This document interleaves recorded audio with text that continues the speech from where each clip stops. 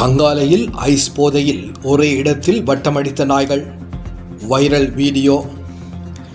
ஹம்பாந்தோட்டை தங்காலை கடற்றொழில் துறைமுகத்தில் ஐஸ் போதைப் பொருளை உட்கொண்ட நாய்கள் வழமைக்கு மாறான நிலையில் செயற்பட்டதாக பொதுமக்கள் தெரிவித்துள்ளனர்.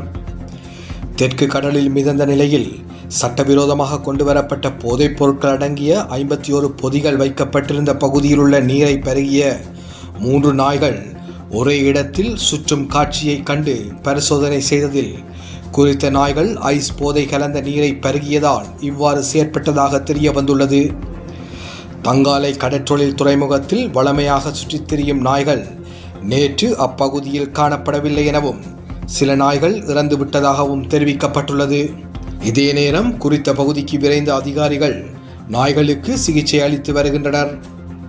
தெற்கு கடலில் மிதந்த நிலையில் சட்டவிரோதமாக கொண்டுவரப்பட்ட போதைப் பொருட்கள் அடங்கிய